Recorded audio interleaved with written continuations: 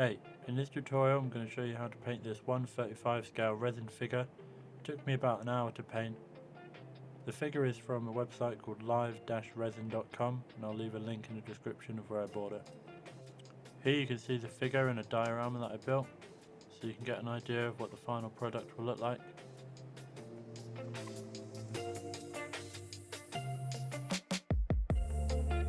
The first paint we're going to use is Vallejo model colour Green Grey. You're going to apply this colour over the entire miniature, making sure not to miss any gaps.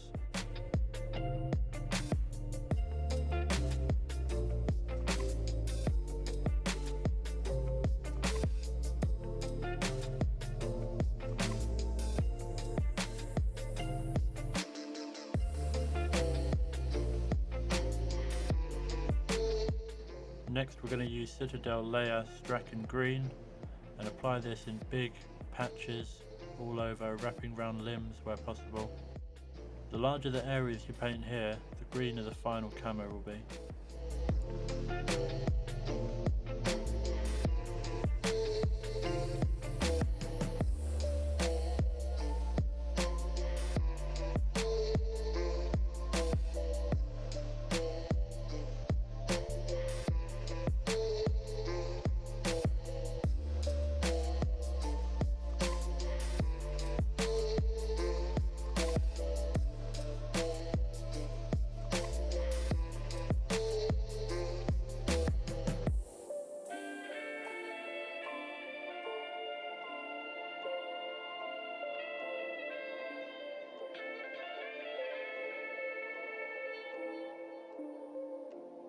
Here's what it looks like after letting it dry for a few minutes.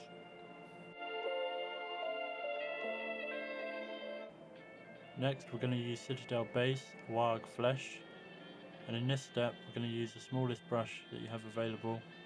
You want to paint small green patches, mostly horizontal, but a few can be vertical.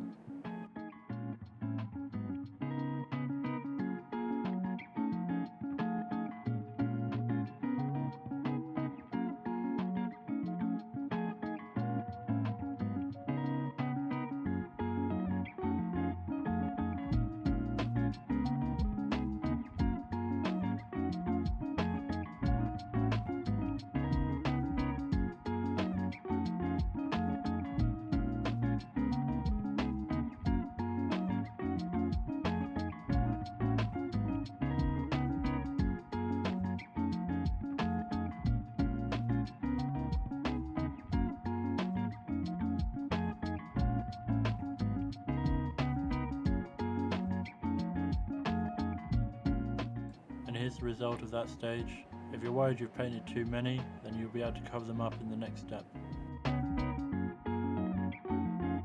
Now we're using Vallejo model colour German Camo Beige World War II. You're going to want to paint large, rough edge patches, both vertically and horizontally up the camo.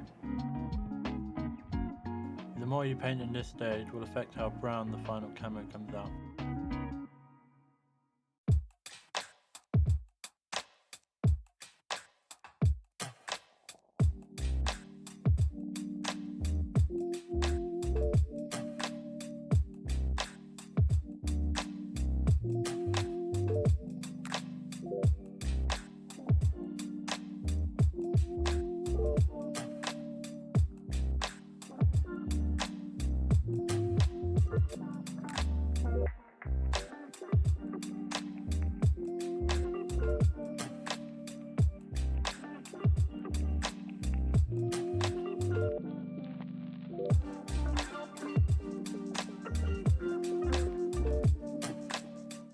Now we're going to use Citadel Base Dryad Bark. You're going to paint these in small horizontal wobbly lines and dots. Apply these sparingly over the rest of the colours you've already painted.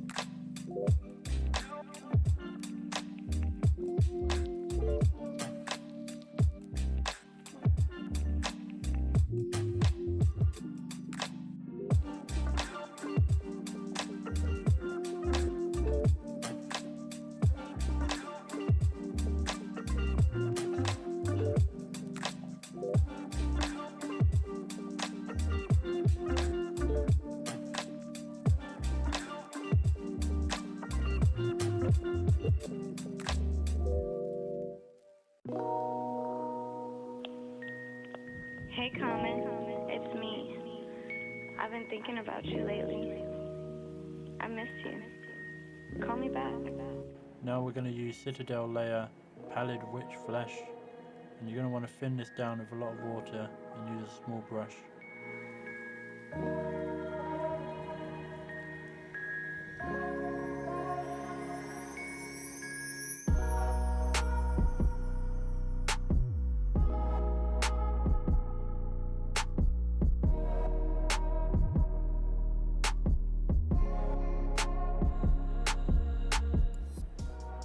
If you apply a bit of white paint here that's too thick, like I did, you can just dampen it down with a wet brush, and then with a dry brush, just wipe it off.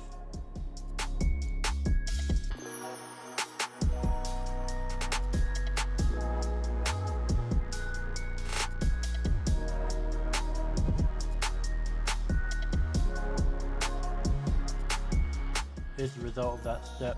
As you can see, you really don't want to apply too much white here, just enough to get the effect. Now we're going to give the whole mini a wash with Aphonian Camo shade. Apply this in a thin to medium layer. The more you apply here, the more wear the camo will appear to have. I'm a little tipsy. I think about you all the time. Call me back.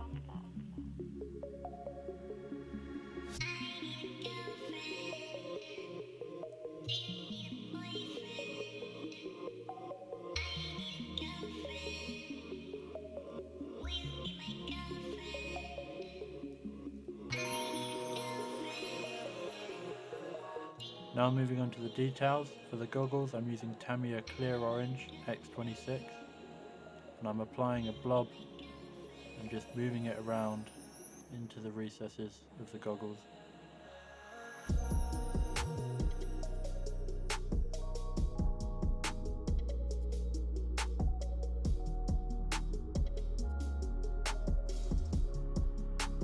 Now for the skin tone, we're using Vallejo model colour Flat Flesh with a dab of Vallejo Green Grey that we used earlier.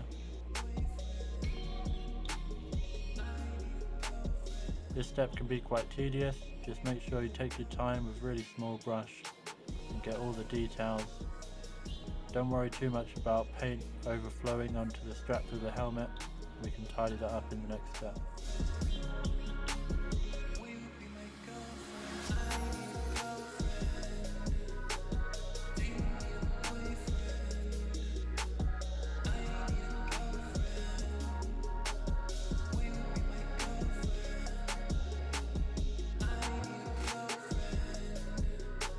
So here I'm just covering up any of the overflow from the flesh tone onto the helmet straps and the top of the collar.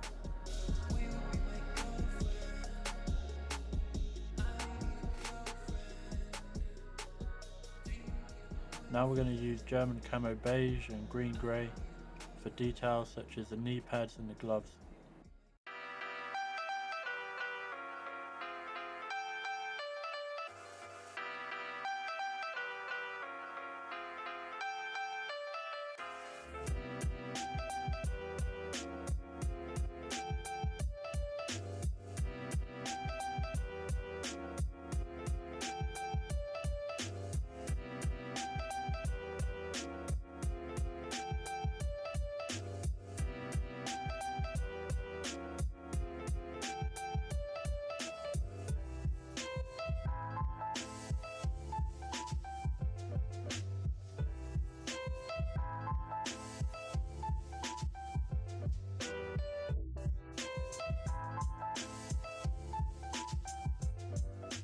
Now we're going to apply another layer of Aphonian Camo shade, and if you're wondering why it's half empty here, it's because I dumped most of it down on my lap while painting, so don't do that.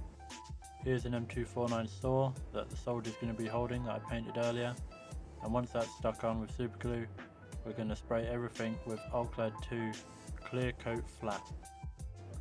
I sprayed this at 20 psi with my airbrush using a 0.3mm nozzle, and this is what it looks like before it's dried. And here's the end result. As you can see, the flat coat really ties everything together. reduces the saturation on the colours quite a lot, which matches the scene I'm trying to make. The original PDF tutorial that I followed and the figure will be linked in the description. Thanks all for watching, and I hope this helped you out.